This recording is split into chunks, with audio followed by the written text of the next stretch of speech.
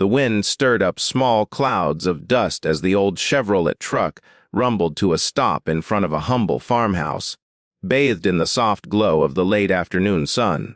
Inside, 24-year-old Margaret sat quietly in the passenger seat, her fingers trembling around a worn leather suitcase. Her simple braid rested on her shoulder, and her faded floral dress, clean but mended in several places, told the story of years of careful use. All her life, Margaret had been reminded that she was not like other girls, taller, broader, less graceful, and, in her family's eyes, less desirable. That morning, her father's harsh words still echoed painfully in her mind. "Margaret, this arrangement will fix our troubles. Thomas Brennan needs a wife, and we can't afford to be picky." The words weren't meant to comfort. They were meant to end discussion. Her parents viewed her not as a daughter, but as a problem to be solved. When their small general store faced foreclosure, her father jumped at the offer from a farmer named Thomas Brennan. "He's just a poor dirt farmer," her mother had sneered. "But he'll pay our debts in exchange for your hand. Consider it your contribution." Before the story continues, don't forget to subscribe to Kindness Treasury, where real stories remind us that love and kindness can heal even the deepest wounds. Now, as the truck came to a halt, Margaret stepped out, feeling less like a person and more like a parcel being dropped off. Her father unloaded her suitcase without emotion. "Thomas should be around somewhere," he muttered. "You belong to him now. Don't embarrass us." Two figures appeared from behind the farmhouse. One was Thomas Brennan himself, a man in his early 30s, sturdy, with kind brown eyes and the quiet confidence of someone who worked hard and meant well. Beside him stood an older man with a gray beard and the same gentle warmth, Thomas's father, Samuel Brennan. Thomas approached, hat in hand. "Miss Margaret," he said softly, "welcome to our home. This is my father, Samuel." His tone was sincere, his gaze full of compassion, so different from the looks of pity or judgment she was used to. "I know this may not be what you imagined," he added gently, "but I promise you will be treated with respect and kindness here. This is your home now, for as long as you wish to stay." Her father didn't linger.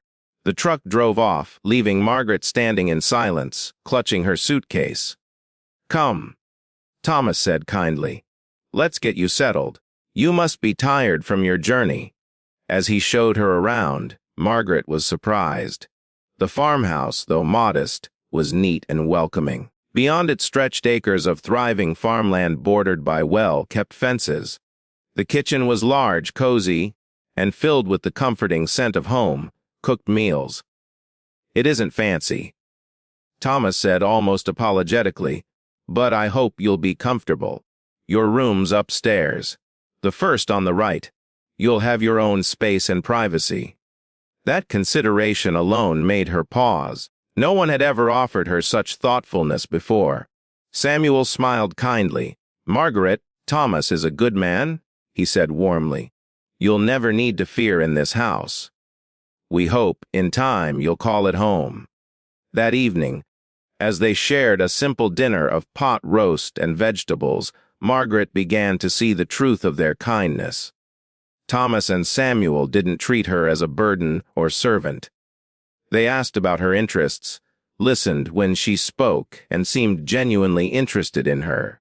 When she mentioned she loved to read, Thomas's face brightened. "We've got a small library in the parlor," he said eagerly. "You're welcome to read anything you like." Weeks turned into months. Life on the Brennan farm proved peaceful and meaningful. Thomas worked from dawn but always made sure Margaret was comfortable. He gave her freedom to find her place in the household and encouraged her ideas. Slowly, she discovered that the farm was far more prosperous than it appeared. One evening, she asked curiously, "Why didn't you tell my father you were well off?" Thomas hesitated, then said quietly, "Because he wasn't looking for someone to love his daughter. He was looking to sell her." If he'd known about our success, he might have seen dollar signs, not you. I didn't want that. Margaret's eyes softened. Then why did you agree to marry me? He smiled faintly. Loneliness, mostly. The farm was thriving, but my heart wasn't. When I heard about you, I thought, maybe we could both find something we'd lost. As the seasons passed, Margaret grew into herself, confident, capable, and deeply valued. She began helping manage the business and proved to have a sharp, organized mind. The Brennans cherished her not for appearance, but for her strength and warmth. Her once faded spirit began to shine again. One winter evening by the fire, Thomas put aside his book and looked at her with quiet intensity. "Margaret," he began, "when this started, I thought it would be a partnership of necessity. But now I've fallen in love with you." Tears filled her eyes. Before she could respond, he added quickly, "You don't have to say anything now. I just wanted you to know how I feel." Margaret smiled through her tears. "Thomas," she whispered, "you've given me something no one ever has. Respect, peace, and love. I love you too." Months later, they renewed their vows, this time out of love, not obligation. Margaret had become radiant, strong, and full of purpose.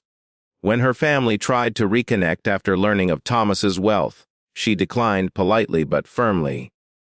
True family, she'd learned, is built from kindness and care, not convenience. Years later, watching her children play in the same sunlit yard where she had once stood alone with a suitcase, Margaret realized that her journey had come full circle. She had found not only a home, but also herself, in the heart of a man who saw her worth before she ever did. And perhaps that is the quiet magic of kindness. It doesn't just change lives, it heals them.